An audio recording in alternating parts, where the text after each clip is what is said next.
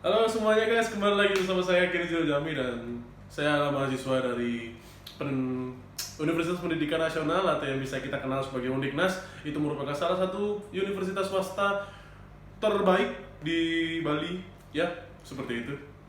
Letaknya di Denpasar dan sekarang saya akan membahas mengenai seputar bahasa Indonesia lagi sama seperti sama seperti video-video saya sebelumnya. Saya juga sudah membahas mengenai seputaran bahasa Indonesia, yaitu mengenai struktur atau mengenai ilmu-ilmunya saja, kalian boleh cek.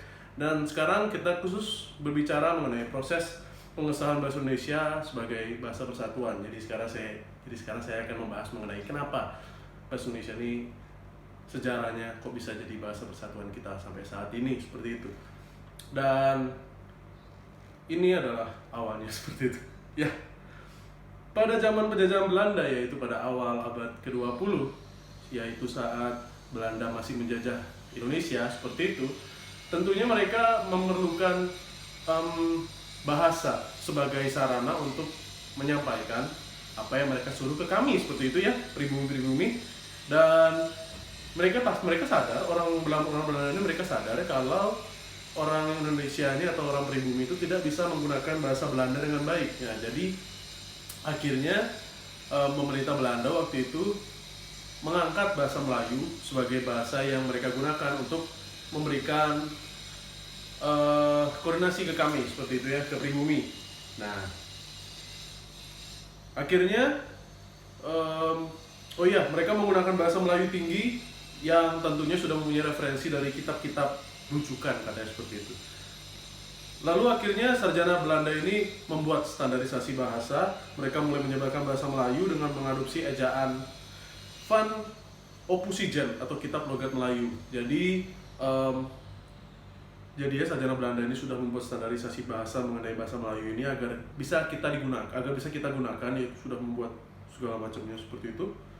Dan pemerintah Belanda ini membuat Komisi Bacaan Rakyat, atau yang bisa dikenal dalam bahasa Belanda itu Commissie voor der Volkscultuur, gitu kalau nggak salah, pengejaannya benar atau salah saya kurang tahu, yaitu pada tahun 1908.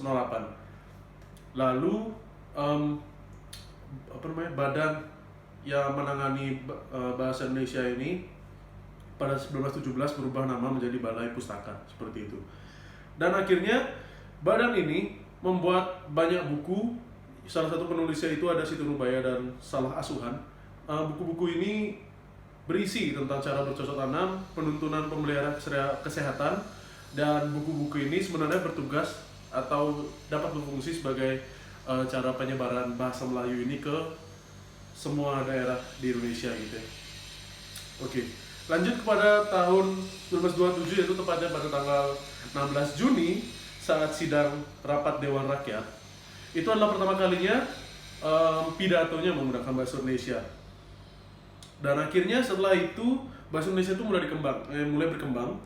Dan tepatnya pada tahun 1928, tanggal 28 Oktober, Muhammad Yamin mengusulkan bahasa Melayu sebagai bahasa nasional dalam pidatonya pada Kongres Nasional kedua. Dan akhirnya bahasa Indonesia ini diresmikan sebagai bahasa persatuan bangsa, yaitu tepatnya pada saat Sumpah Pemuda, ya.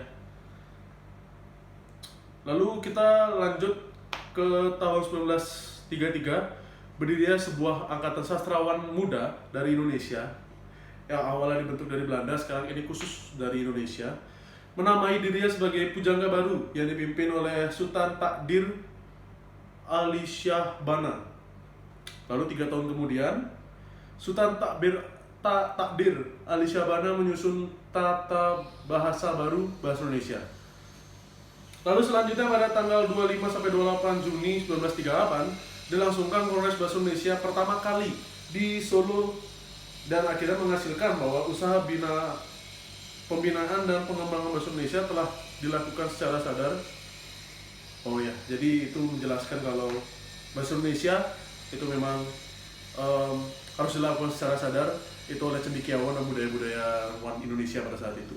Dan akhirnya yang terakhir, tanggal 18 Agustus 1945, sehari setelah kemerdekaan, ditandatanganilah Undang-Undang Dasar 1945, yaitu tepatnya pada pasal 15, bab 15 pasal 36, ditetapkanlah secara sah bahwa bahasa Indonesia adalah bahasa negara. Dan akhirnya itu adalah cerita singkat mengenai kenapa bahasa Indonesia sudah digunakan sebagai bahasa persatuan. Sejarahnya dari awalnya Belanda yang membangun badannya karena mereka butuh komunikasi saat menjajah kita gitu ya, supaya lebih gampang aja gitu. Lalu akhirnya berkembang dan akhirnya kesadaran orang Indonesia pun ya akhirnya membuat bahasa Indonesia ini tetap berdiri tegak sampai sekarang.